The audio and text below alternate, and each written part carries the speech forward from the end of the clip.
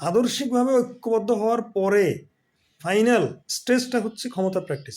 কিন্তু আপনার আদর্শটা কি, এটা যদি আপনি জনগণকে না বুঝান, আপনি যদি ৯/৬ বুঝান, আপনি যদি উল্টাপাল্টা বুঝান, আপনি যদি ক্ষমতায় যাওয়ার জন্য হিকমতের দোহাই দিয়ে আপনি যদি মনে মনে ভাবেন যে আপাতত এইসব ছলাকলাপ বলে আমরা ক্ষমতায় যাব, তারপরে আমরা আইন করে সব ঠিক করে ফেলবো, তাহলে কিন্তু পরিস্থিতি পরে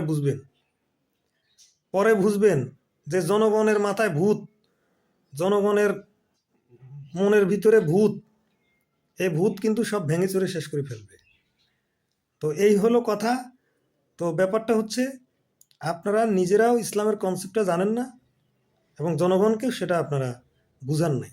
তাহলে আদর্শ জনগণের সামনে তুলে ধরতে হবে। আদর্শটা কি? আদর্শটা হচ্ছে দিনুল ইসলাম, ইন্না দিনা ইন্দাল্লাহিল ইসলাম। এটা হচ্ছে দিন। দিনটা কেমন হবে, তার নারী নীতি কেমন হবে, নারীরা কি চোখ মুখ খোলা রাখবে কি রাখবে না, এটা আগে পরিষ্কার করতে হবে। এখন এটি নিয়ে মারামারি চলছে। আপনি পরবর্তীতে আইন করবেন কি, মুখ খোলা রাখতে পারবে না, যদি এই আইন করেন তাহলে একটা গন্ডগোল লাগবে। আবার যদি আপনি বলেন যে না, মুখ খোলা রাখতে পারবে, চুল দেখলেও কোনো সমস্যা নেই, তখন ফির আরেক গন্ডগোল লাগবে, কারণ এই অন্ধ জনগণকে আপনারাই সৃষ্টি করেছেন। তাহলে জনগণের সামনে তুলে ধরতে হবে এই দিনটা আসলে কেমন, এটার নারী নীতি কি হবে, তারপরে সালা আসলে কি, সালা কায়েম বলতে কি বোঝানো হয়, জনগণকে কি জোর করে কি নামাজ পড়ানো হবে কি হবে না, এটার একটা ব্যাখ্যা, আদর্শিক ব্যাখ্যা জনগণ পরিষ্কারভাবে জানতে হবে। এরপরে অন্য ধর্মের সাথে আপনার আচরণ কেমন হবে। আপনি কি অন্য ধর্মের দেবীকে যেভাবে ওয়াজের মাঠে অনেকে আছেন গালাগালি করেন, আপনি কি তেমন করবেন আচরণ? আপনি কি অন্য ধর্মের মানুষকে ফার্স্ট ক্লাস থেকে সেকেন্ড ক্লাস থার্ড ক্লাস নাগরিকে পরিণত করবেন? এটার একটা ব্যাখ্যা দিতে হবে, আদর্শিক ব্যাখ্যা। সেটা হলো কি? আদর্শিক ব্যাখ্যাটা হলো কি, দেখেন, আল্লাহর কাছে সবচেয়ে প্রিয় সেই ব্যক্তি যে হলো মুত্তাকি। মুত্তাকি মানে কি? যে ন্যায় অন্যায়ের মানদণ্ডে সব সর্ব অবস্থায় ন্যায়ের পক্ষ অবলম্বন করে, অর্থাৎ ভালো মানুষ, সৎ চিন্তাশীল মানুষ, যে খাদ্যে ভেজাল দেয় না, দেখে শুনে পথ চলে, ন্যায় অন্যায় হালাল হারামের মানদণ্ড দেখে দেখে পথ চলে, যারা সর্ব অবস্থায় আল্লাহ বা ঈশ্বর ওরা যেটাই বলুক, এই মুত্তাকি হলে আল্লাহর কাছে প্রিয়। এখন আপনি বলতেছেন মুসলমানরা আল্লাহর কাছে প্রিয়, আর হিন্দুরা, বৌদ্ধ, খ্রিস্টানরা ওনারা আল্লাহর কাছে প্রিয়। এই যে মানদণ্ড, এটা আপনাকে জনগণের সামনে তুলে ধরতে হবে, তাহলে অন্য ধর্মের প্রতি আপনার দৃষ্টিভঙ্গি। এরপরে সবচেয়ে বেশি গণ্ডগোল হলো নারীদের নিয়ে। নারীরা কি জাতীয় আন্তর্জাতিক কাজে অংশগ্রহণ করতে পারবে কিনা, সেনাবাহিনীতে অংশগ্রহণ করতে পারবে কিনা, সাংবাদিকতা করতে পারবে কিনা, নারীর পোশাকের ড্রেস কোড কি হবে, এই যে কোরআন হাদিস ইতিহাসের মানদণ্ডে সেটা জনগণের সামনে পরিষ্কার ধারণা দিতে হবে। তারপরে অর্থনৈতিক ব্যবস্থা কি হবে। এখন তো ব্যাংকিং সিস্টেম, সুদ ভিত্তিক অর্থনৈতিক ব্যবস্থা, ১,০০,০০০ কোটি টাকা সুদ দিতে হচ্ছে প্রতি বছর, ১,০০,০০০ কোটি টাকা, ওর বাপরে বাপ। এবং মাথাপিছু ঋণ কোটি কোটি ডলার। তাহলে অর্থনৈতিক ব্যবস্থা কেমন হবে, বাণিজ্য নীতি কেমন হবে, ব্যাংকিং সিস্টেম কেমন হবে, এটাকে জনগণের সামনে তুলে ধরতে হবে। এইভাবে একটা একটা একটা একটা করে তুলে ধরার পরে ভালো মন্দ আপনি রেফারেন্স সহ আপনি তুলনামূলক প্রচলিত গণতান্ত্রিক জীবন ব্যবস্থা এবং আল্লাহর দেওয়া জীবন ব্যবস্থা তুলনামূলক পার্থক্য, তুলনামূলক আদর্শিক যে একটা সংকট আছে, সেগুলো তুলে ধরতে হবে এবং এর ফলটাও তুলে ধরতে হবে প্রমাণসহ। এইভাবে তুলে ধরতে ধরতে ধরতে ধরতে একটা সময় জনগণ যদি মনে করে যে হ্যাঁ, এই জনগণটা আবার কোন জনগণ, ওই আম জনতা না, ওই গ্রামের একেবারে সহজ সরল সর্বশ্রেণীর জনগণ। এখানে বিশ্ববিদ্যালয়ের শিক্ষকরা, অধ্যাপকরাও বলতে পারেন, সুশীল সমাজ বলতে পারেন, রাজনৈতিক ব্যক্তিত্ব, আন্তর্জাতিক ব্যক্তিবর্গ, সেনাবাহিনীর যারা পার্সন, এলিট শ্রেণী, সকল শ্রেণী পেশার মানুষকে বুঝতে হবে যে এইটা পরিষ্কার ইসলামের একটা কনসেপ্ট। এখানে একাধিক হাজার হাজার কনসেপ্ট আপনি তুলে ধরবেন, তো এটা জগা খিচুড়ি হবে, এটা কেউ নেবে না। এই একটা কনসেপ্ট নিয়ে যখন তারা এই ইসলামোফোবিয়া থেকে মুক্ত হবে, যে পশ্চিমারা যে ইসলামোফোবিয়া শুধু পশ্চিমারা করে নাই, আপনারাও করছেন। এই যে ৫ই আগস্টের পরে কতগুলো আপনারা অকারেন্স করছেন বাংলাদেশে ইসলামের নাম দিয়ে, তো অত বোঝা শেষ। সেই জন্য ইসলামোফোবিয়া থেকে মুক্ত করার জন্য ইসলামের সুন্দর সাবলীল যুক্তিযুক্ত একটা জীবন ব্যবস্থা জনগণের সামনে পার্ট বাই পার্ট তুলে ধরতে হবে। তখন জনগণ, এই জনগণের সকল শ্রেণী পেশার মানুষই বলবে যে না, আমরা এতদিন ইসলামকে যেটা মনে করতাম আসলে তা নয়। এই যে নারী যারা মানবাধিকার কর্মী আছে, নারী কর্মী আছে, তারপরে গণমাধ্যম কর্মী আছে, তারপরে মুক্ত চিন্তার মানুষ বলে, হে সকল চিন্তার মানুষেরই চিন্তা পরিবর্তন হয়ে যাবে।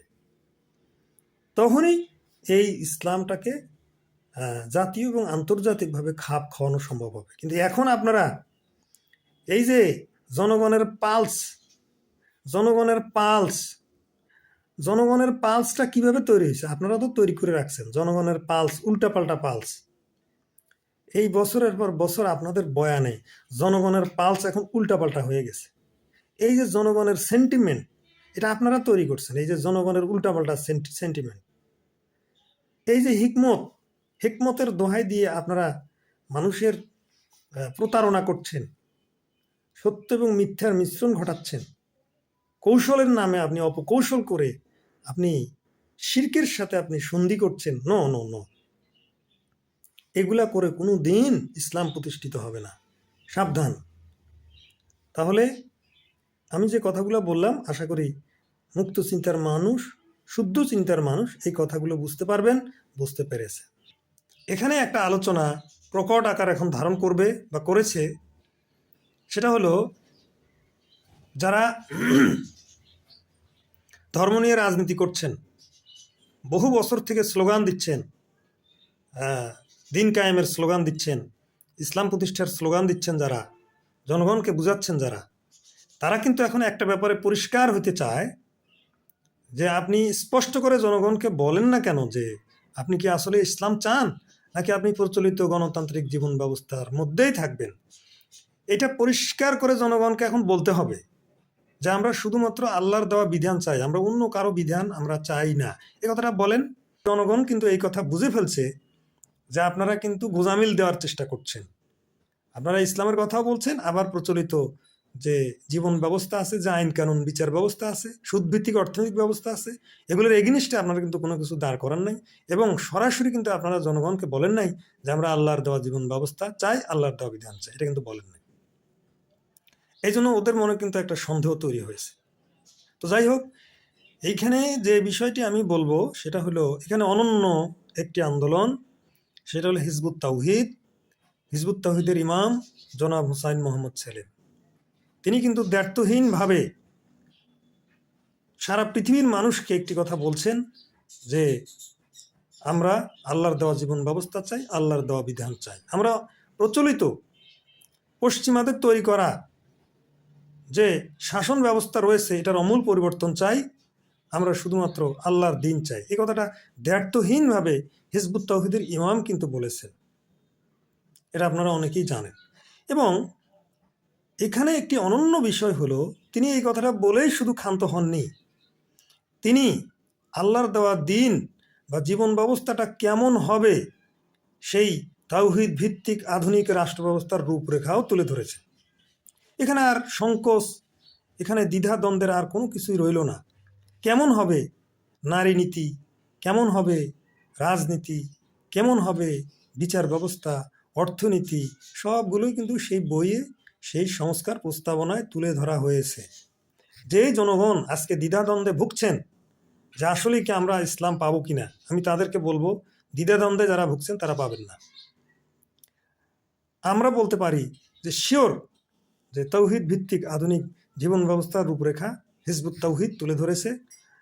আপনি যদি সত্যি ইসলাম চান তাহলে আপনি হিজবুত তাওহীদে যোগ দিন, হিজবুত তাওহীদের সাথে ঐক্যমত পোষণ করুন, হিজবুত তাওহীদের এই বিপ্লবে আপনি অংশগ্রহণ করুন। আপনি প্রতারিত হবেন না। আপনি যে কাঙ্ক্ষিত যে ইসলাম আপনি চান সেটাই আপনি পাবেন। যে ইসলামের জন্য আপনি সারা জীবন প্রচেষ্টা করেছেন, লড়াই করেছেন, আপনি সেটা পাবেন। এখন প্রয়োজন একটি গণবিপ্লব। ইনশাল্লাহ সেদিন বেশি দূরে নয়। জনগণ বুঝতে পারবে, বুঝতে পারছে, জনগণ ঐক্যবদ্ধ হচ্ছে, তারা আরও একটি বিপ্লব করবে। এই বাংলাদেশের মানুষের রক্তে বিপ্লব মিশে আছে, তারা জানে পরিবর্তন কিভাবে করতে হয়। তারা শুধু একবার বুঝে গেলেই তাহলে আর সেই জনগণের বিপ্লব ঠেকানোর মতো আর কেউ নেই। তো এবারের বিপ্লব হবে আল্লাহর সত্য দিন প্রতিষ্ঠার বিপ্লব, এতে কোনো সন্দেহ নাই। সবাইকে আল্লাহ হাফেজ, সালামু আলাইকুম।